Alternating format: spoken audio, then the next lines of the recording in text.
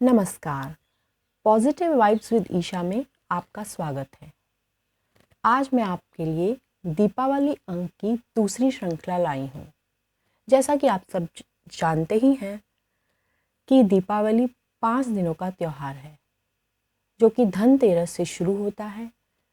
उसके अगले दिन छोटी दिवाली या नरक चतुर्दशी मनाई जाती है।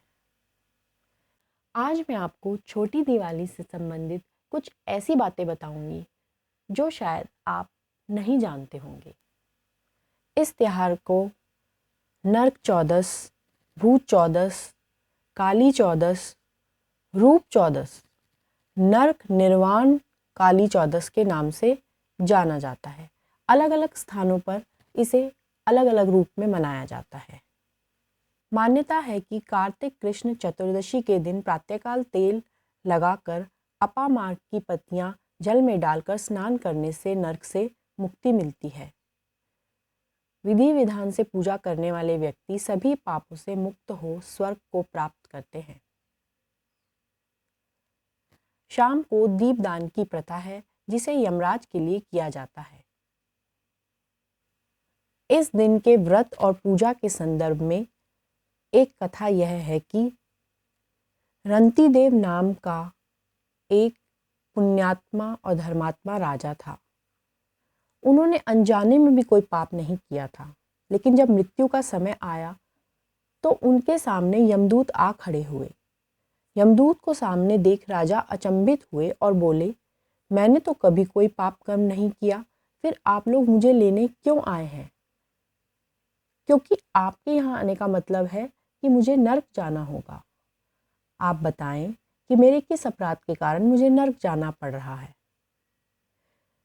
पुण्यात्मा राजा की अनुनय भरी वाणी सुनकर यमदूत ने कहा, हे राजन, एक बार आपके द्वार से एक भूखा ब्राह्मण लौट गया। यह उसी पाप कर्म का फल है। दूतों के इस प्रकार कहने पर राजा ने यमदूतों से कहा कि मैं आपसे विनती करता हूं कि मुझे 1 वर्ष का समय और दें। यमदूतों ने राजा को 1 वर्ष का समय दिया।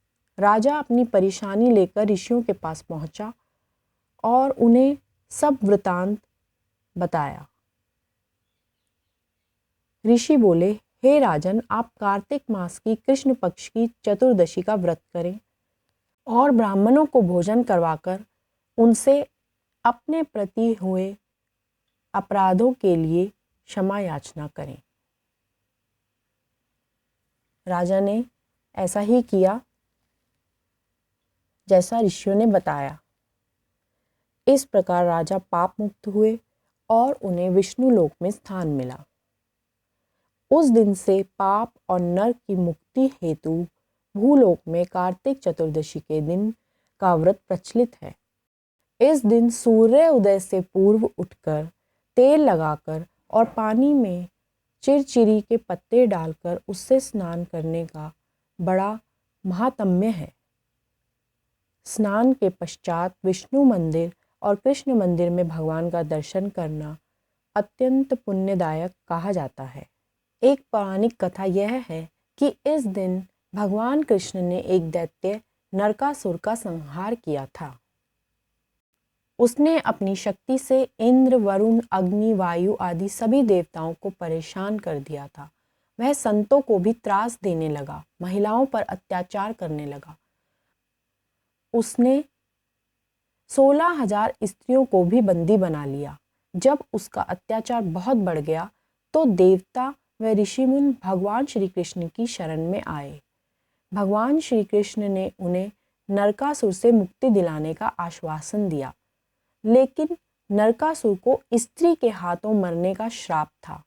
इसलिए भगवान श्री कृष्ण ने अपनी पत्नी सत्यभामा को सारथी बनाया तथा उन्हीं की सहायता से नरकासुर का वध किया। श्री कृष्ण ने उसका संहार कर 16,000 स्त्रियों को कैद से आजाद करवाया। तत्पश्चात उन स्त्रियों को उनके माता पिता के पास जाने का निवेदन किया, जिसे उन्होंने अस्वीकार कर श्री कृष्ण से विवाह का प्रस्ताव रखा। बाद में यही कृष्ण की 16,000 पत्नियां एवं 8 मुख्य पटरानियां मिलकर 16,000 8 रानियां कहलाई। नरकासुर के वध के कारण इस दिन को नरक चतुर्दशी के रूप में मनाते हैं। विशेषकर इसे गोवा राज्य में मनाया जाता है। वहाँ पर नरकासुर का पुतला बनाकर जलाया जाता है, क्योंकि नरकासुर का संबंध गोवा राज्य से था। इस दिन माँ काली के जन्मदिन के रूप में भी मनाया जाता है। यही कारण है कि इस दिन को काली चौदस कहा जाता है और इस दिन देवी की पूजा से शत्रु, भय, रोग, अन्य तरह के सांसारिक कष्टों दूर हो जाते हैं। आप सभी को मेरी ओर से छोटी दिवाली की ढेर सारी शुभकामनाएं। धन्यवाद।